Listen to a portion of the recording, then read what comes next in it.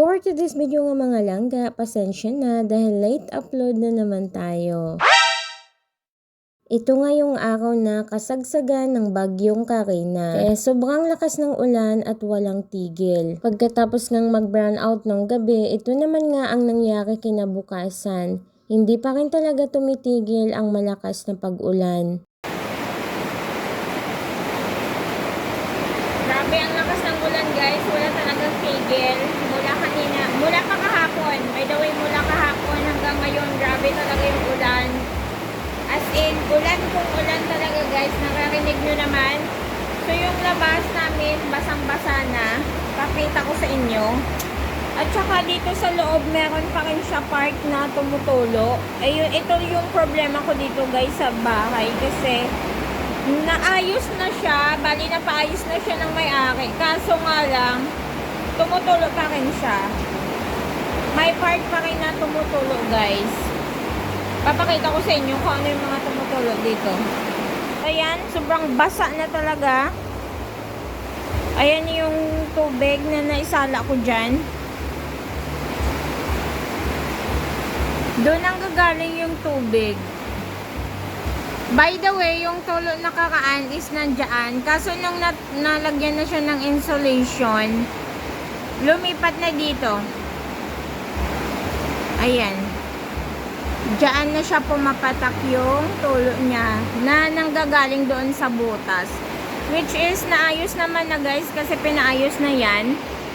Pinalagyan na ng Volcacel. Kaso, hindi ko alam kung bakit ganun pa rin siya. Ayan, tumutulo pa rin siya. So, isasabihin ko na naman to sa may-ari yung problema kasi kailangan i-update ko din kung ano yung problema sa bahay. At yan na naman ang pumapatak dyan na tulo. Grabe kasi ang ulan, walang tigil talaga. At basang-basa na dito guys. Wala na to nakakaan eh. Hindi niya na tulo nakakaan. Kaso, ewan ko. Nagsimula na naman siya kanina. Tapos dito naman sa kusina namin. Ayan. Yung mabasa na kahoy na yan. Yan, may tumutulo din. Yan, dito siya pumapatak oh. Hindi ko nga nailagay ng sapin. Yung mga bigasan, yung bigasan ko nandyan yung mga platuhan. At saka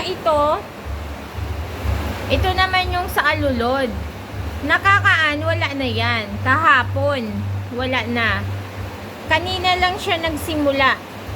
Kaninang umaga, nung nag-start na umulan na naman ulit, ayan. May pumapatak na naman. So, ang ginawa ko, nilagyan ko siya dito. Ayan na yung tubig. Ayan na naman yung nagapatakan. Inayos na yan sa taas, guys. Inayos na yan sa taas ni Kuya. Hindi ko alam kung bakit.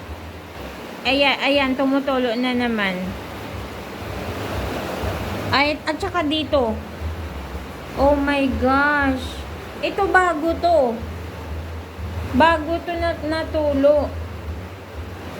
Dito sa gilid. Oh no. Ayan o. Oh my gosh. Dito naman, banda dito, ito nakakaan, grabe ang tulo dito. So ngayon, wala. Ito ay okay na, dito. Hanggang doon, sa alulod na yan. Yung doon lang ang problema. Yan, yung sa mabasa na yan. At saka dito sa may, banda sa may kahoy. At saka ito. Ito yung panibago. So, kailangan ko yan siya picturean at saka videohan ng short video para isend ko dun sa may-ari. Ipakita ko sa kanila na yan na naman ang problema. Oh, no! Ang lakas pati ng ulan. So, ito, pinapatanggal ko na to kay Daddy. Kasi kagaya niyan, tumutulo dito. So, yung ambias niya, pumapasok dyan. Dito siya pumapatak din dito yung tubig. Minsan dyan na sa butas ng ilaw. So, delikado yung kuryente dito. Kaya hindi yan pinapabuksan ni Daddy sa akin yung ilaw pag umuulan.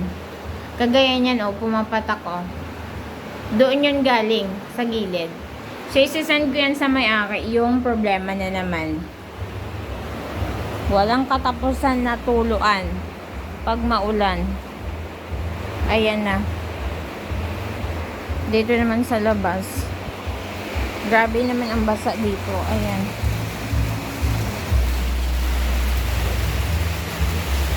Galing din sa ano. Yung aking mga sinampay guys, bali pangalawang araw na yan ngayon, mabasa pa rin. Pinaplanuhan ko na ilipat ko yung sampayan ko dito sa loob. Para dito ko isampay lahat yung aking mga sinampay. Kasi yung ambias, pumapasok dito. Basang-basa oh.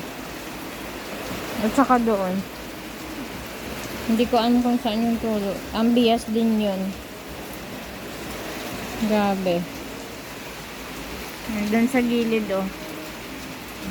Nanggagaling yung tubig. Kaya basang-basa yung ilalim. Saka dito. Grabe ulan guys. Kaninang umaga pa. Hindi pa rin talaga siya tumitigil.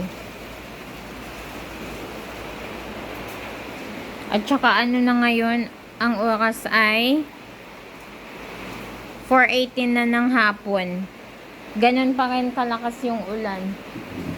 Siguro sa mababa na area, bumabaha na to.